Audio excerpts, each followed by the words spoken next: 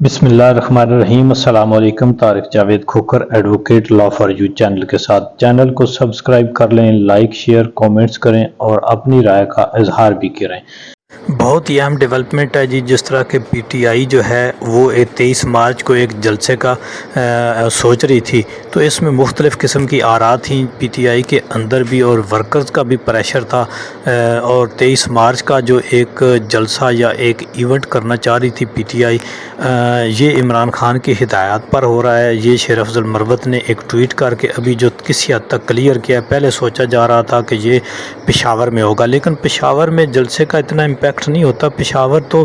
क्योंकि केपीके में उनकी अपनी हुकूमत है, वहाँ पे जितनी भी तादाद में आवाम इकट्ठी हो जाए तो लोग यही कहेंगे कि जी वो तो उनका अपना सूबा था, उनकी अपनी अक्सरियत थी, वहाँ पे आवाम को इकट्ठा कर लेना ये कोई इतना मानी नहीं रखता। लेकिन एक बात है कि पीटीआई के लिए आवाम को इकट्ठा करना जो है वो कोई ऐसी बात नहीं है कि जी आवाम नहीं वो इकट्ठा कर सकते। सिर्फ एक कॉल की ज़रूरत है। आवाम जौक दर जौक आती है। पीछे जितने जबर जुल्म तशद्दुद के वक्त भी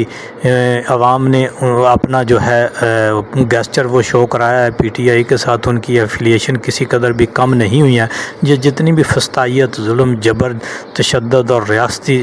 इख्तियारात का नाजायज़ इस्तेमाल कर लें, आवाम ने 8 फरवरी को बिल आखिर ये साबित कर दिया कि वो किसी चीज़ से भी खौफज़दा नहीं है। और जब भी उनको मौका मिलेगा वो निकलेंगे, और जब भी उनको अपनी राय का इजहार करने का मौका मिला तो वो अपनी मर्ज़ी मंशा के मुताबिक वो अपनी राय का इजहार करेंगे। वो किसी से कंप्रोमाइज़ नहीं होंगे। लेकिन निज़ाम दीन ने आवाम के हकूक़ पर जो डाका मारा है, इसका आवाम फिर भी रद्द अमल देगी। तो मेरा ख़्याल है कि इदारों को अब सोच समझ लेना चाहिए और उनको आइन, कानून और आवाम के साथ खड़े होना चाहिए, ना कि आइन, कानून और आवाम के ख़िलाफ़। बदकिस्मती से ऑपरेशन रजीम चेंज के वक्त से लेकर जो पाकिस्तान के इदारे हैं वो आवाम, आइन, कानून, मुल्क की सालमियत, खुद मुख्तारी, इंटेग्रिटी और जो एक खुदी है उसके ख़िलाफ़ खड़े हो गए हैं, जिसका रिएक्शन 8 फरवरी को आया है। तो बिलखसूस पंजाब में, क्योंकि पंजाब के अंदर जो ये निगरान हुकूमत थी, जो मुस्लिम लीग नून का एक निगरान नाजायज़ बच्चा था, इसने जो पंजाब की ख़वातीन के साथ और पाकिस्तान के चादर और चारदीवारी के साथ जो जुल्म, तशद्दुद, जबर किया है, उसका आवाम में पंजाब ने बहुत सख्त रद्द-ए-अमल दिया है। और नफ़रतें जो हैं अब घर घर से इनके ख़िलाफ़ आ गई हैं, क्योंकि ये कभी भी आप पंजाब से आवाम के वोट से नहीं जीत सकते, क्योंकि इन्होंने नफ़रत के वो बीज बोए हैं जो गुज़श्ता 40-50 साल से चूँकि ये पंजाब के ऊपर नाजायज़ तौर पर काबिज़ रहे हैं। और इन्होंने अपने जो लिबादे ओढ़े हुए थे वो, चूँकि पहले मीडिया नहीं होता था इतना, अब आवाम को समझ लग गई है कि इनके जो घटिया किरदार हैं, इनके जो मुनाफिकाना रवैये हैं, वो दरअसल इनका असल चेहरा हैं और उनके ऊपर इन्होंने लिबादा ओढ़ा हुआ था। तो पीटीआई ने अब जलसे का ऐलान किया इस्लामाबाद में। शेर अफजल मरवत ने अपने ट्वीट से उसका जो है वो बता दिया है कि वो 23 तारीख की रात 10 बजे इस्लामाबाद में इमरान खान की हिदायत के मुताबिक एक जलसा करने जा रहे हैं। हालांकि ये पूरी क़यादत को एक जगह बैठकर और एक एलामिया करना चाहिए, प्रेस कॉन्फ्रेंस करनी चाहिए थी कि हम ये करने जा रहे हैं। लेकिन अभी तक भी जो क़यादत है उसके अंदर इख्तलाफात मौजूद हैं, लेकिन इनको इख्तलाफात जो हैं वो टेबल के ऊपर पहले सॉल्व करके फिर एक कोई यूनिक प्रेस कॉन्फ्रेंस करनी चाहिए और उसमें उसका अनाउंसमेंट करना चाहिए। तो मेरा ख़्याल है कि अब पीटीआई ने या इमरान खान ने जिस तरह कहा है कि वो पार्लियामेंट के अंदर, पार्लियामेंट के बाहर और पार्लियामेंट के तमाम पार्लियामेंट्स में अपना भरपूर किरदार अदा करेंगे और वो किसी किस्म का कोई कंप्रोमाइज़ नहीं करेंगे।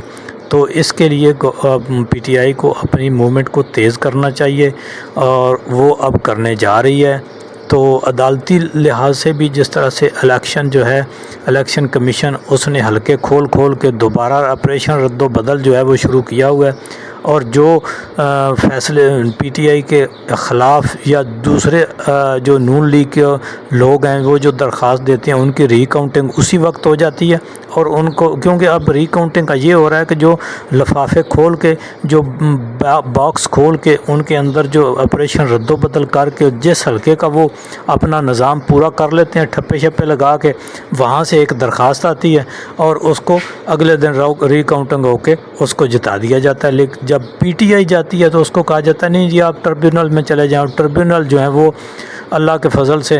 وہ بھی اپنی وہ کرسیاں لے کر بیٹھ گئے اور جو فائلیں جاتی ہیں وہ ادھر رکھتے جاتے ہیں۔ پہلے بھی ایسے ہی ہوتا تھا، ٹربیونلز میں جو فیصلے ہیں وہ سال دو سال چار سال یعنی کئی فیصلے تو ایسے آئے ہیں کہ وہ اسمبلی نے اپنا ٹینیور بھی پورا کر لیا اور اس کے بعد پتہ چلا کہ جی فلاں جو